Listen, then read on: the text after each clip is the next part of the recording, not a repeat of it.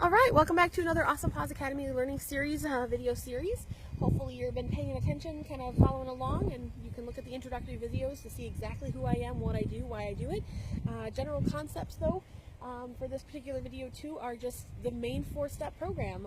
Get the behavior you want. So set up the definition, then cue associate it, so say the word you want associated with that definition.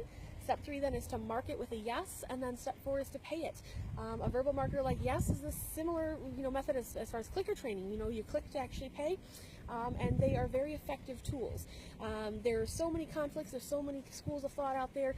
I do what I do because it works, it's effective, it's what works for me and my dogs. There are tons of trainers that say electric shock collars work, there are tons of trainers that say pinch collars work, there are tons of trainers that use clicker over that, and I used to, I just don't anymore. I have my mouth wherever I go, so I use that.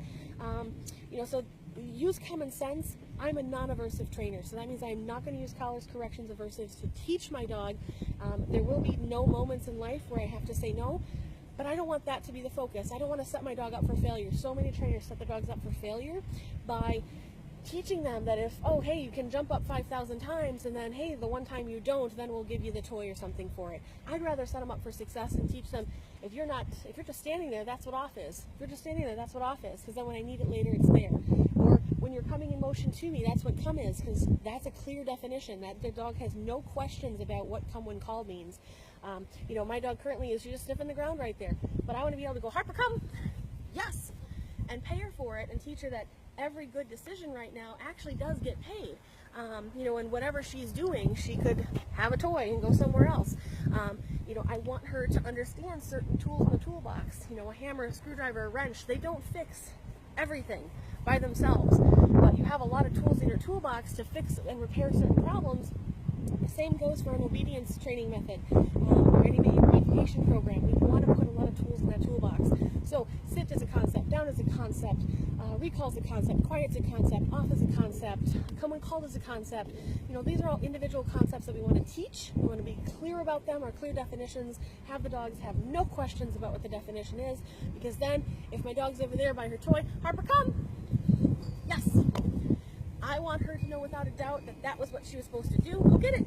She didn't even want the food. Totally fine. Go get it. Can I have it? Oh, perfect. And that's my cue to bring it to me? Yes. She can go get it again. So I have a relationship with my dog. That's what I want to build. I want to build a nice positive relationship so that she can trust me. Dogs don't contest you if they trust you. That's a hard look in the mirror kind of concept. If your dog's growling over something, if they're running away from it, yeah, they're games. They don't trust that you're going to have something better for them or that you're going to be worthwhile. I mean, that's a hard concept for everybody to take. So a lot of the trainers that use aversive type methods have that little bit of that control issue that I need them to do it now. Well, I need my dogs to do it now too, but I'm going to teach the clear concept first so that there's no questions in an emergency situation. I'm a veterinary technician, licensed in Wisconsin. I took an oath to do no harm. That plays into this. I want to make sure I continue to have my license. Dog training is unregulated. I am not a licensed dog trainer. I am a licensed veterinary technician who took an oath to do no harm. That makes a difference.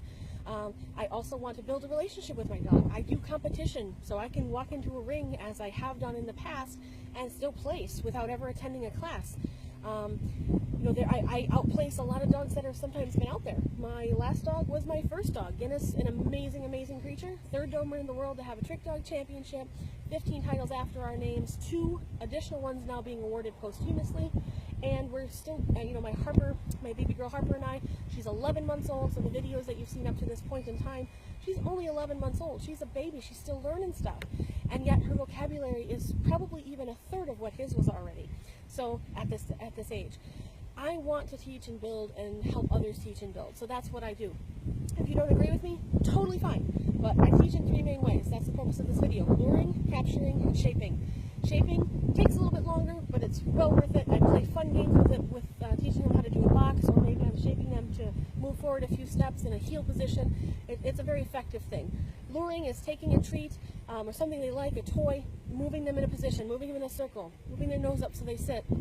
If I use lures, I want to get the lure out of the picture as fast as possible.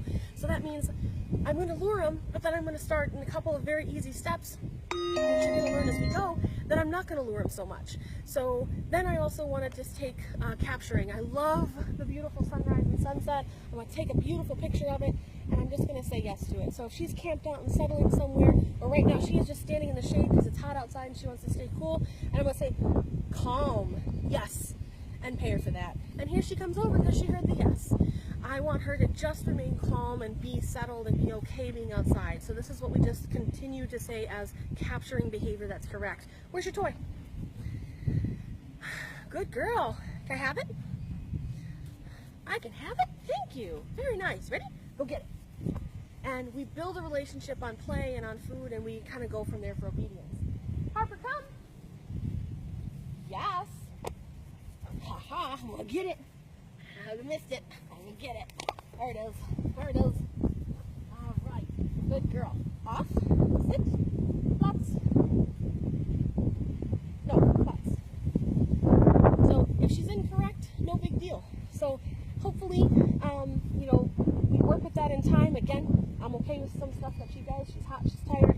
I'm not going to make excuses any further than that and say there's no 100%. So she leads me into my next point of this video, which is awesome. There's no 100%. You make mistakes, I make mistakes. We all do. Life is a creature. Good girl. Let's go. Lots. Yes. So that time she didn't respond, she responded fine, she didn't hesitate, she gets paid. She can go off in the shade again.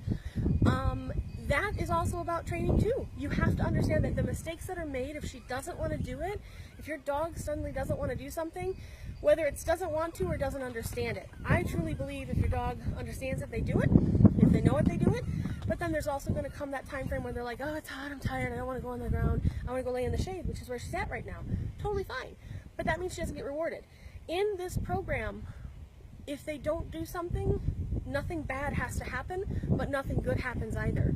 In fact, sometimes the bad thing that might happen is that we go in the house and we don't get to play anymore. So there are consequences. A big misconception is that positive reinforcement training is permissive, that, oh, hey, it's just all about treats and toys and stuff. And yeah, kind of is, but it's not permissive. There are consequences. If you don't want to do something, you will not get food. You will not get toys. You will not get freedoms. You will not be able to come with me. In fact, you will be free to stay in your crate because you're uncontrolled.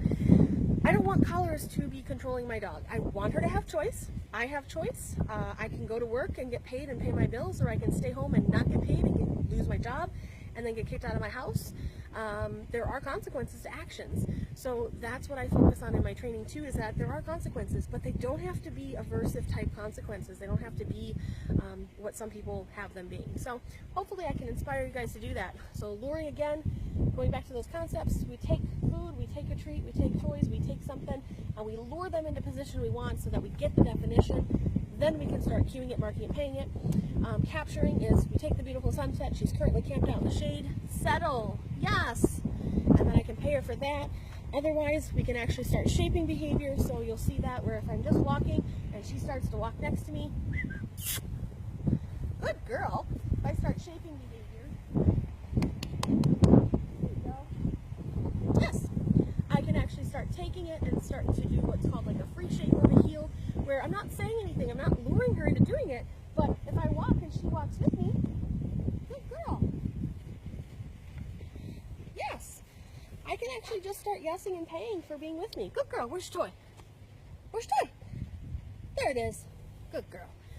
And those are some common concepts. So luring, shaping, and capturing that I will be covering in the video. So I just wanted to kind of quickly go over them, and so that you can actually start doing some research on your own if you want. And being able to just do, again, 4 steps. Get the behavior you want, cue it, mark it, pay it. Doing some of those things. And each concept, so sit as a concept, down as a concept, every cue, every word that you want to teach has a definition. That's a separate concept. Teach the concepts individually right now, very much individually. So we focus 2 to 3 minutes is my session, maybe 3 to 5 minutes if they're still working. If it's hot out, keep it to 2 minutes. My dog is spent right now. She's been working pretty much all morning because we've been making all these videos today. But she's camped out in the shade. I'm totally fine with that. So 2 to 3 minutes focusing on one concept at a time. And if we can do that, then we can start putting them all together, messing with their mind later, adding these, competition routines and these patterns. And we also will start variable reinforcement at that point where we're not paying for every single one. I will show you how to effectively fade from food, treats, toys into just lifelong habits, which is what you which is what you want, sorry. But instead of having to focus on leashes and collars and saying no to everything, or stop doing that to everything, pulling back, cranking on them, you can actually learn how to say yes. So an Awesome Paws challenge to you, as my final thought, is go 3 days without telling your dog no. It will restart for myself starting today even, because I'm human and sometimes I fall back into saying no. So I'm going to give myself the same challenge as I'm giving you today.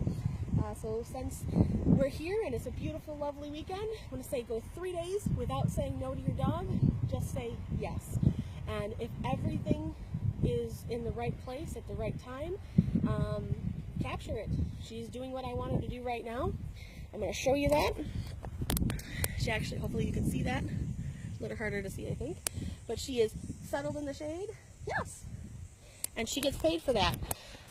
So, being able to actually just teach your dog what to do instead, showing them that that's exactly cool, that's what they're supposed to do, can help build a better relationship with them. Harper, come. Yes. Good girl. So, with that being said, thank you for joining us for one more video. And as always, happy training.